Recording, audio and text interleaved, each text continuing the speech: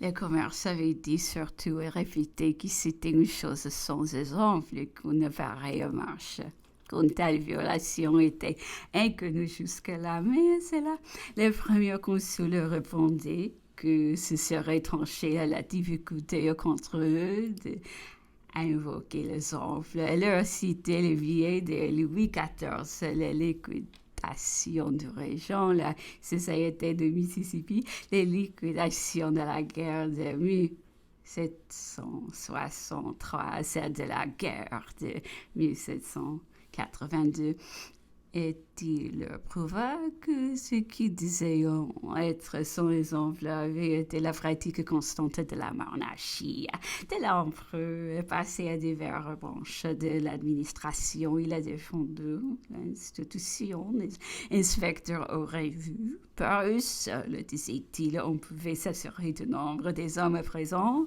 Avec eux seuls, on avait pu obtenir cet avantage. Et il avait immense vu l'actif de la guerre contre son administration, ses inspecteurs n'étaient pas moins avantageux encore. Quelques petits abus qui furent mis à son dans les détails. C'était un grand qu'il fallait considérer, peu bien juger l'institution. Il fallait se demander à quel autre abus n'aurait pas lieu si elle n'existait pas. Pour moi, observer Napoléon, je dois dire que faisons la contre-preuve de dépenses, c'est-à-dire regardons la somme qu'aurait dû coûter la totalité des hommes à leur autorité. Les paiements au trésor étaient toujours au-dessus des estimations. L'armée coûtait donc au moins qu'elle ne dû coûter. Quel autre plus heureux résultat pouvait-on demander? L'empereur citait l'administration de la marine pour avoir été la plus régulière, la plus pure. Elle était devenue un chef d'œuvre. Là avait été le grand mérite des décrets, disait-il.